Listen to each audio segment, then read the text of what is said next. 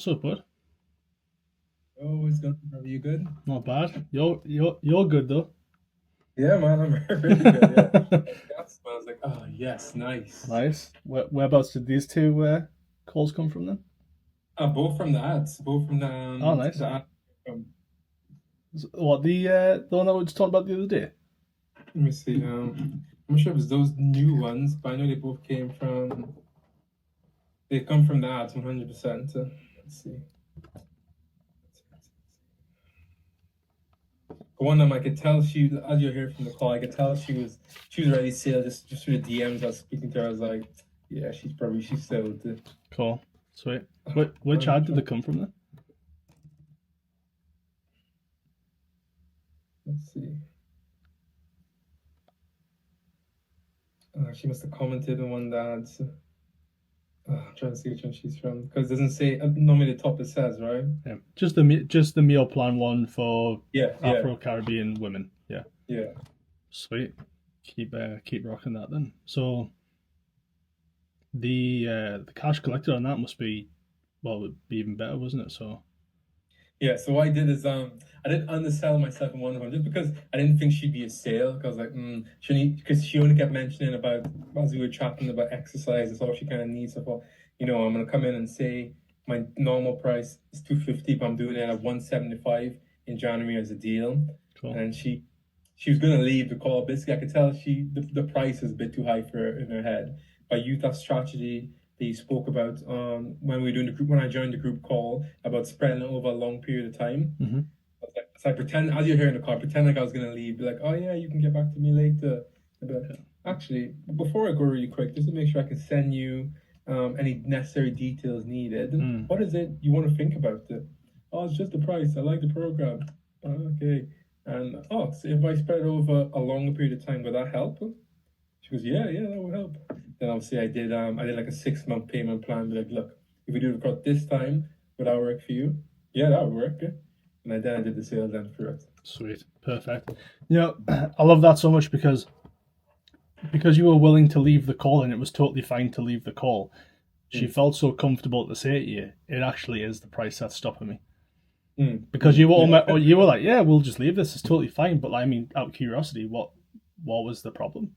And then she's Yeah. like, oh Yeah. well, So he's happy to leave it. Let me just tell him. yeah, exactly. So let me see if I can try and figure out what podcast. And use it most likely it was the price. So let me pretend like I'm gonna leave. But Before yeah, we no. before we ran through like the objection stuff, would you just let that person go, or would you have handled that? So what part about it is the best? Just, since we ran through the call, the best thing has been just the whole structure of how to kind of frame it. Mm. That's really helped. So because I was following your script, following the script. Because the first time I did it, it worked. I did it yesterday, but it kind of went awful only because this woman we spoke with personality types. Yeah. This one was someone where less information wasn't good. I should have stuffed this sooner. Right. She needed like a bigger breakdown because she's a teacher, so she like things to be written down like full description. Yeah. So when I was using the short kind of descriptive, that didn't kind of resonate with her. So I was like, fuck, that's not gonna work for her. But then today, this woman has kept it short and sweet to be like, it's this. She's like, yeah. Meant sweet. That's why it's like what you would rather do is give a concise, straight to the point breakdown of what it is, and if they need more information, you then give them more information. But what you don't want to do is have somebody that just wants the answer and you're talking for fucking 7 minutes. Yeah. So would you say in that scenario then it should have been a case of okay, maybe if I should have picked up, I could sense it. I was like, I don't know if I should. But if I could sense that they probably want more information, give it to them. Yeah, 100%. Well, that's why we asked those 3 questions. So after you've pitched what I do so that you can without blah, blah, blah, that's why we say, is that what you were looking for?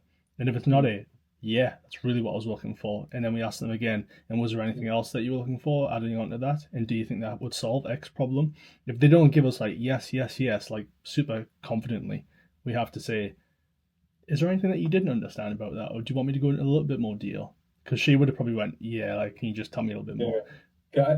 I did follow. I made sure I asked again, but I could sense that. And also, she did give me an objection then as we were going through it about, what about this program? She wanted to know different things about the program. So I was obviously giving it to her. I felt like I could have probably done it a little bit smoother. That's the only part about it. The whole point in confirming 3 times is just so that you get the objection now and not when you tell them the price. Because you'd rather handle the objection pre-price than after price. Because after price, people hold all the cards, like playing the game of poker, and they can see your hand.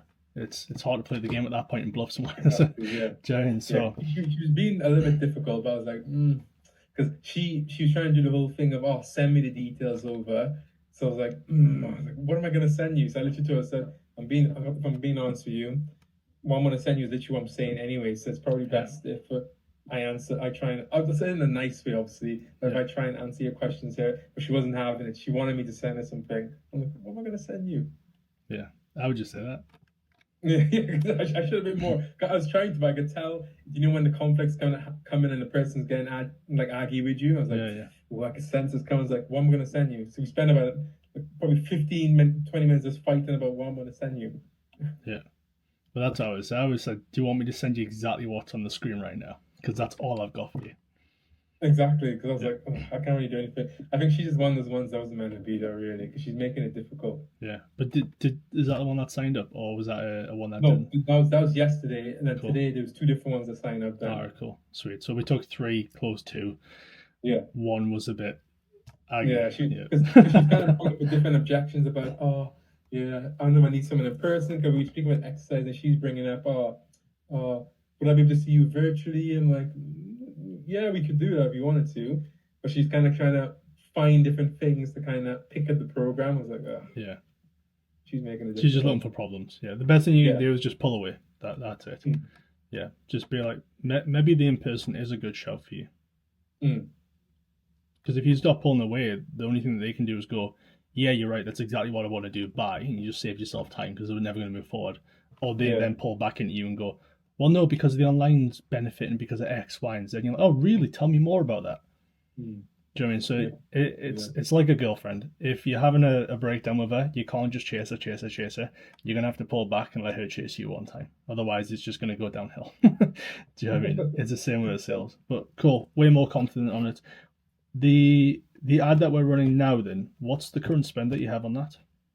It's still quite low, isn't it? Yeah, I'm doing it on £3.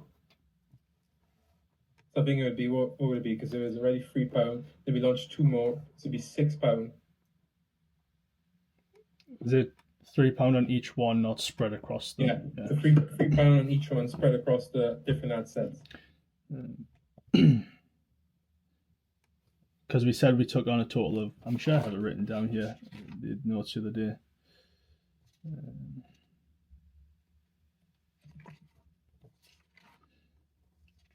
Because wasn't the return on ad spend not something just ridiculous? Yeah, it was good. It was really, really good. Cool. So, like, if I was in your shoes, I would start doubling and tripling that because it's such a low point. The ad wants to be super profitable early on because if it's not, it's really not going to scale when you start spending more. But you have like proof of concept where I think when we tied it down the other day, there was like 3 from one ad, 1 from the other. So it was like 4 people on. You'd only spent a couple of £100.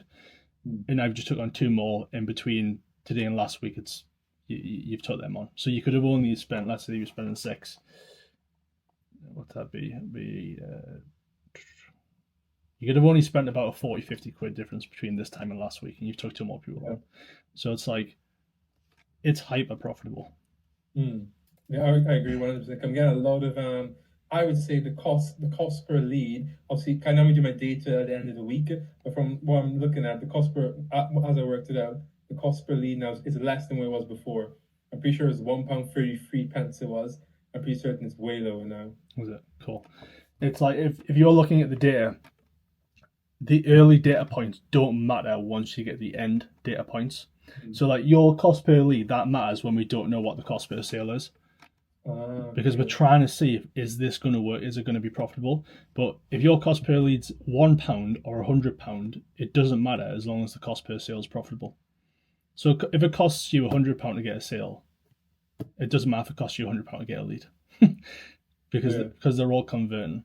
So it's like your cost of acquisition is the thing that matters the most compared to your LTV. As long as your LTV is a lot higher, aka like if it's 70% more, 80% more than what your cost to acquire a client is, scale that shit.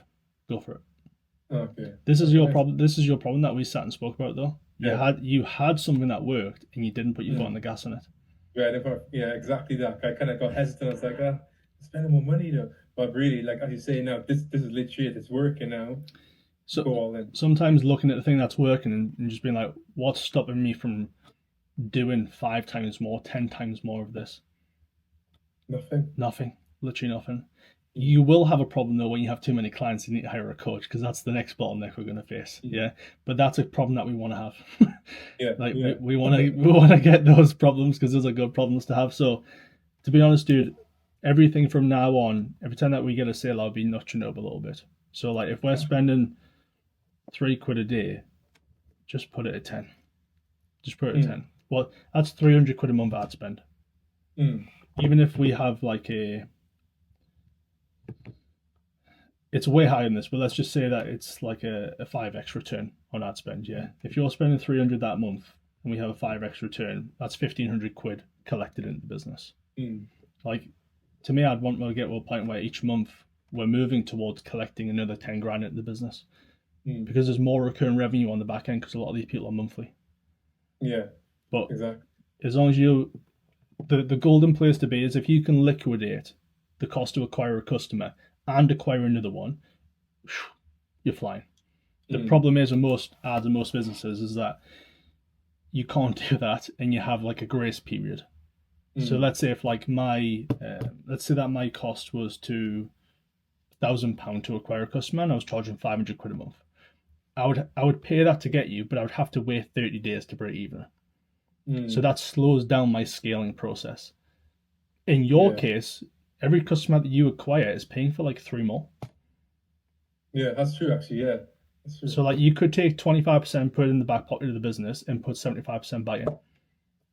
And that's quicker, more money be coming in as well. Yeah, so if you think about, I think USA coaches do this better than UK coaches because one, they charge more money. Yes, it's more to acquire a client, but they charge more money, but they also do shitload of paid in fulls. So if you think about a UK coach, let's say that your cost to acquire a customer is £200 and you're selling £250 a month fitness coaching. Okay, like you make a little bit of profit a month for one, but it's not enough to buy the next customer. A USA coach is charging you £3,000 up front, and people's paying you £3,000 up front, and it costs you £500 to acquire that client. Well, he can go buy himself like 5 more. Yeah. The money to play with. Yeah, they've got money to play with, so they just go, great. My ad budget now is no longer £1,000 a month; it's £3,000 a month. Shit. So, like at the minute, obviously, I'm trying to figure out the free group funnel and getting people from a free group to a paid group. The cost per lead to get somebody in that free group is fucking awesome for me right now. It's like £3, which in like business coaching, mad low, like stupidly low. I'm trying to figure out how to convert those people into the paying stuff now. So like once I figure that out, I'm gonna spend as much money as I can as long as it makes sense. Yeah. If it costs me £121 to acquire a client in the business, I'm going to be spending hundreds of pounds a day and getting multiple people in every single day. As long as it makes sense, we send it. Do you know what I mean? Yeah. This makes sense. This makes a lot of sense. It would be very hard for me because my thing's low ticket. Yes, I do one-to-one, but this what we do is a side thing for me. I want to grow the group to 1,000 people in there. It's going to be hard to liquidate on the first month a £99 an offer low ticket thing. So I'm probably going to have to take a punch for a month or two, but it's fine. I'm playing the long game of it. It's cool. Yeah. Do you know what I mean? When you're selling, fitness coaching, when you can take on £1,000 plus straight away from somebody, you are able to liquidate the first person and maybe 2 more if you want to. And it gives you that compound effect of growing. So do you think that I should try and get, instead of doing a monthly payment, as you can see, I didn't offer the paid in full on those calls. So should I try then more of the paid in full? I would have it there because if you're going to go into the ad space, it's going to give you way more buying power and let you move way fucking quicker. Because if how much is the cost per lead right now? It's about £1 or something like that. Yeah. Sweet. So it's like, let's say that you move it to 10 quid. The golden thing that you have is like the ad, even though it's very generic in terms of like, here's a meal plan, it's to the most specific fucking audience possible. Yeah, Mm. Afro-Caribbean women. So you know that every single person that's coming in is like the ideal avatar for you. Yeah. Yeah. So it's like if you're going to be having 10 conversations a day, if one of them decides to pay you in full, let's say for 6 months for 1,299, yeah, Mm. I might do a 250 a month offer and a 1,299 for 6 months, yeah. She's now giving you the chance to have like 30, 40, 50 conversations a day. Yeah. You can just chuck all that money straight in. Put it back in. If you want to grow quick, you just need to be aggressive with the reinvesting. Yeah.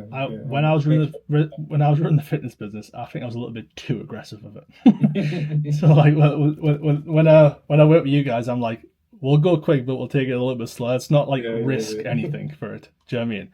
I was the type of dude that's like, let's just put it all in the house. Let's just chuck it all in. If it goes down tomorrow, we're all good. But it would be nice to have you having 50, 60, 70, 80 inbound leads a day and booking 5, 6, 7 calls a day. Yeah. Cause, Yeah, because honestly, like, the calls I've had so far have been really, really good. Like compared to before, like way better. And it's because even though like it's saying Afro-Caribbean, you still have some people who are like African, but it's actually people who are more Caribbean, and I'm like Caribbean, so there's more people who are actually Caribbean who are coming through. Yeah. So the conversations are just very good. Perfect. Yeah. But that's why we were talking about like just being so specific with who you help. Mm. I was fucking creased out.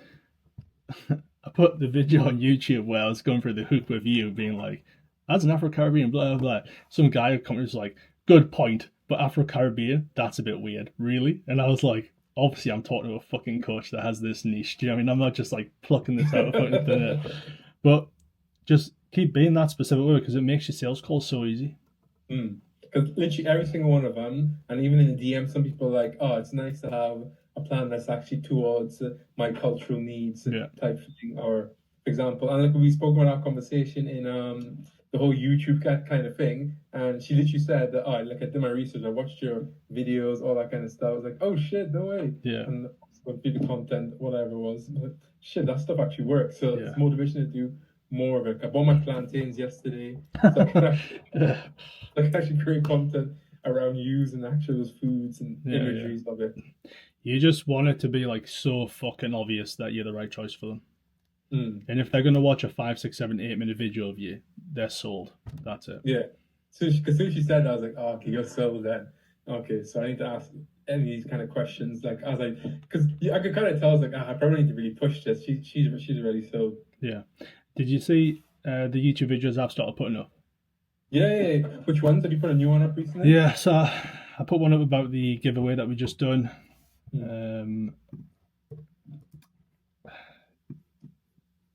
But let me pull it up 2 seconds.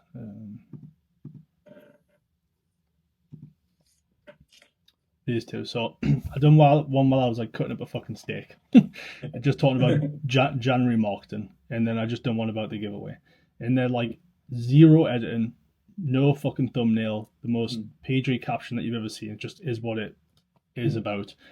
I don't plan on any of it going viral. I don't want. Hey, if it happens, it happens. But I'm not planning on getting tens of thousands of views on it. I just want somebody to watch Ryan in his natural habitat speak normally. That's it. Just so somebody goes, this is a real human. This is not a business mentor that's trying to run this big, huge thing and just take all my money. Do you know what I mean? Yeah, I get what you mean. It's more organic. It's more like you relate to it, like the whole Sam Sula kind of vibe. That's like, it. Oh, okay, Yeah. This is good. That's it. I think, did I send you the video over where I was talking about like boring style content? No. I'll send it over after this because I think I just sent it to I think it was Martin before I sent it to, but it's that Sam Sulek type of stuff. I don't know if you've seen that cowboy, that it's like old dude, big beard, cowboy hat, just sits there and gives an opinion. Do you know what I mean? It's just you want somebody to watch it and be like, I just like Tevin more now. That's it. And if somebody doesn't like you and they watch a 10-minute video of you, they become fans. Yeah, you're right. Like, oh shit, I actually like this guy. Yeah, he's chill dude, because people will have just these shit opinions of you, or these shit like instant judgment points. But if you're like in the kitchen just making some meal preps and you stick a camera there and you just talk about your week or the lesson that you've learned this week, or you know, the training that you've been doing recently and how you've switched it up. It's Mm. they'll sit there and listen to you, and it doesn't need to give them that huge takeaway of like, oh my god, like, I've just learned this crazy thing. You're just trying to nurture somebody and thinking like, Kevin's a chill guy. I like him. In fact, Yeah. do you know what it is? Maybe I will drop my message. Yeah, because it's relatability, isn't it? You're right. It's like, oh, I kind of like this guy actually. Maybe I'll invest and see what he's about. Yeah, it's just that relatability standpoint. Like you say, the ad that you saw, it was a longer form ad that was filmed awfully on fucking Loom. Mm. Lowest production value possible. Still made you opt through into it. Exactly. Because it's all about you, really, isn't it? It doesn't really matter with the actual content itself. Yeah. So bang out that content, but get some of that easy YouTube content out as well. So, and what I've sort of said to myself is, there's no pressure. I'm gonna press record, and I'm not gonna hit record again or end until this video's over. So like if I dribble, if I stutter, if I piss my pants, like we're running with this fucking video until it's done. Do you know what I mean? Just okay, no, I like that. Keep I know it sometimes I authentic. need to do, but like, just go with the flow. Just be a natural, organic self, and see what comes from it. If you pressed record and like you couldn't think of what to speak about, it would be funny because you'd be like, do you know what it is? I press record. I've told myself I'm not gonna fucking stop this video, but I don't know what to fucking talk about. So I guess we'll just talk about something random. Do you know what I mean? Somebody would then go, "That's funny. Like that's authentic. Like I trust you more now." Versus the super staged, perfect hook, perfect outro, like style of content that people just they've seen it so many times. It just doesn't mean anything anymore. Do you know what I mean? No, I like that. I'm gonna try it. I'm literally have this called when I'm making like a jerk chicken, just to get the content from it, and I'm gonna try to keep it raw and organic and see if I can take away different bits from it and repurpose it. Yeah. Are you gonna film yourself making the jerk chicken in terms of like? I think I'm gonna try to film myself doing it. Yeah, I would do that 100%. I would do 100%. Like I think people like because that's what she said. She said, "Oh, seeing you speaking about it or whatever it was, or the story post." That kind of helped her massively. She's like, "Oh, okay, he actually understands him." Yeah. I'll do more of it. Yeah. One thing that I'm going to be doing, ironically, I'm recording right now. So, like, one thing I want to do is just show total behind the scenes of everything. Because that's where instant trust is built. When you talk about the things or show the things that most people won't show. So, for example, the video I was talking about, the giveaway, I'm talking about the message that we sent, why I ran it, what I wanted from it, why this could have been better, maybe why it didn't work. Most mentors, they would kind of keep it to themselves because they want to be like, oh no, it was just a giveaway to help everyone. It's like, no, that's not why we're doing a giveaway. I wanted to build my brand. Do you know what I mean? Same as if like, if you're gonna make the most authentic content, you're gonna talk about your business at some point. You're gonna talk about clients that you're working with. You're gonna talk about the program that you're building. You're going to maybe even show the program that you're building and why you're choosing these things. Like, hey, Tevin just signed up. Do you know what it is? I've never ever shown this before, but I thought I'd just show you how I build clients' programs. Like, to me, this is just normal everyday shit, but maybe it's interesting for somebody. Just fucking Loom record. So this is the things that he said on his form. So I wouldn't give him this exercise. I wouldn't give him this. I wouldn't give him this. Obviously, he's Afro-Caribbean, so the foods that we're going to give him in here are X, Y, and Z, blah, blah, blah. Somebody will sit and watch that 10-minute video and be like, if I'm going to pay him money now, I know what I'm getting. I'm not going to like jump into the void and think, oh, what's this like? Again, it's just trust, and it's showing shit that most people won't show. Yeah, I like that. Do you know what I mean? So you've got like a huge benefit with the niche that you're going down, which is like they will already trust you more than the average person would trust a normal coach because of the culture relatability. Yeah, I agree 100%. So you may as well like maximize it. No, I think all in with it because I'll create content about it. Because as soon as she said it, I was like, I've really got many videos speaking about this particular topic of the Afro-Caribbean foods. And then obviously me and her were speaking and saying, there isn't actually that much out there for it, to be honest. No. Isn't there a website that you can search where it shows you the common search things that people are doing on Google? But that's what I think. Is it going to be popular enough to create content? It's already about the views, like you said. It doesn't matter, but I would just bring the topics from it. So if you're, I don't know what website's called. I'm sure I used to use it, but I'm sure if you search like Afro-Caribbean, you can probably see what people are commonly searching for. Fucking ask ChatGPT. It'll tell you. But you would just have that as like the center topic of the video that you were just casually talking about. Because like you say, if there's not much out there, which there isn't, because how many Afro-Caribbean fitness coaches are there?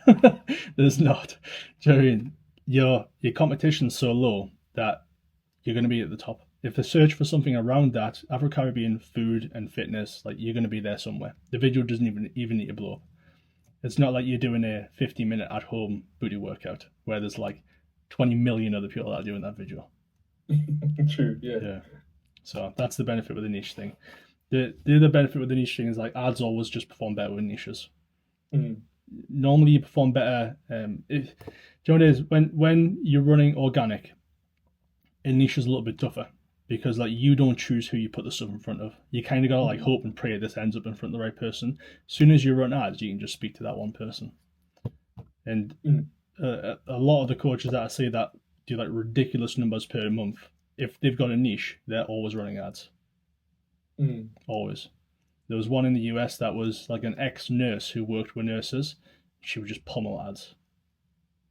Okay, that makes sense. Because she can just go, I want this person to see my ad. And it just speaks to them. Sure. Yeah, I definitely think I agree. There's definitely a massive marketing and obviously having these conversations with people like, oh damn, actually. Like, because it's like it's very specific because there's like there's black, then there's like Afro-Caribbean, which is almost like a different layer on top of it. Think about it like this. So like your messenger wants to speak to somebody. The highest level of you speaking to somebody would be like, this is how Tevin would lose 20 pounds in 90 days. And Tevin wants to lose 20 pounds in 90 days.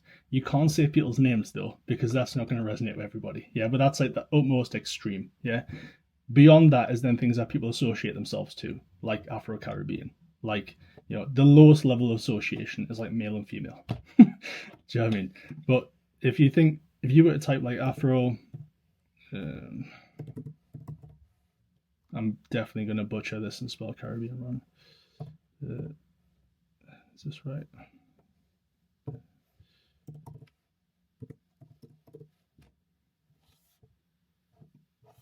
Nobody else is coming up. It's just you. Like you type in Afro-Caribbean coach and you're the only one that comes up. Like nothing else is here. Like you say, maybe a lot of coaches do the whole black niche, but you just took it a step further. Yeah, you're right.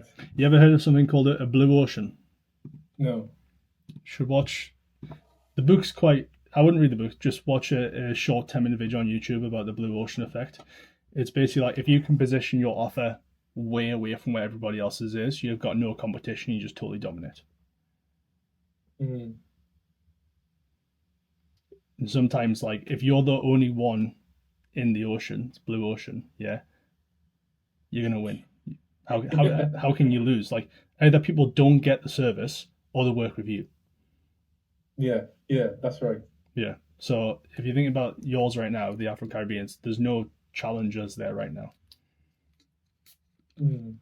Great time to monopolize it. Yeah, you're right. Yeah, just go all in. I'm going to increase it because you're right.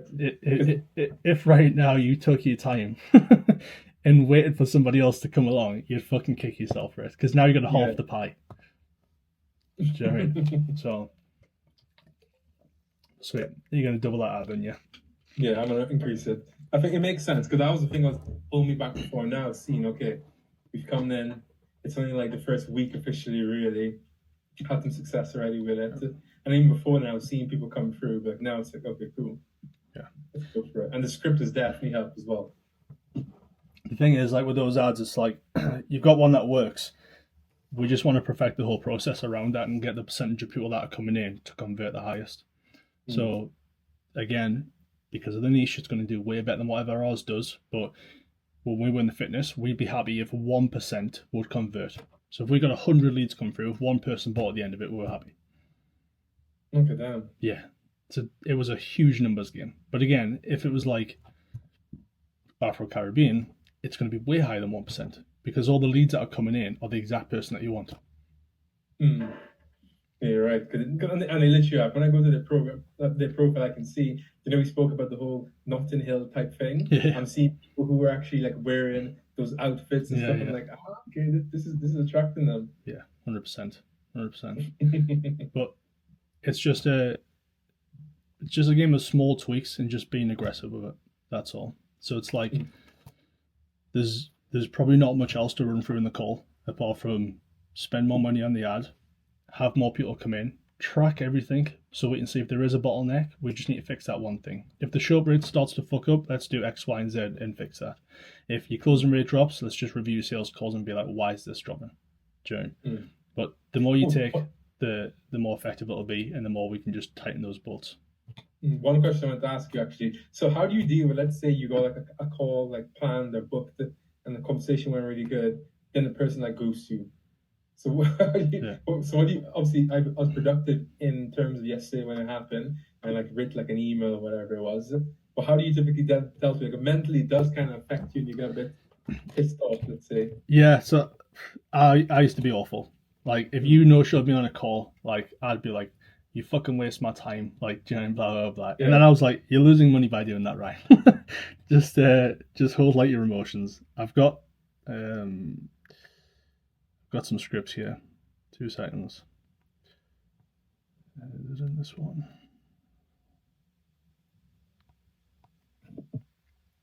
Because yesterday I had someone who's meant to speak to, and literally I messaged him on WhatsApp. So I rang them. I messaged him first, letting him know in advance, okay, we're going to be speaking.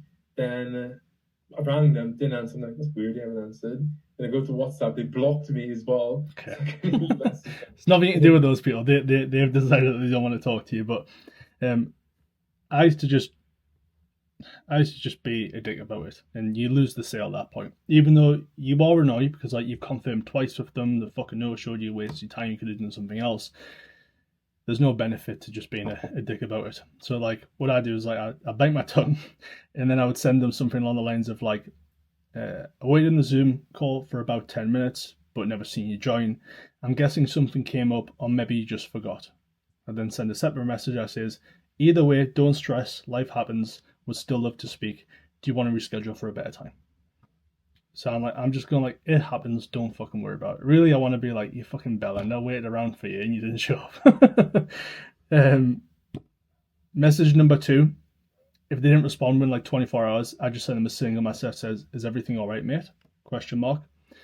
And then message number 3, I would just try and make a joke out of it. So message number 3 again, another like 24 to 48 hours. Hope you don't think I'm annoyed that you missed the call. I understand life just happens sometimes, laughing face. So that's just being like, I'm a chill guy. It's cool. Really, I'm raging.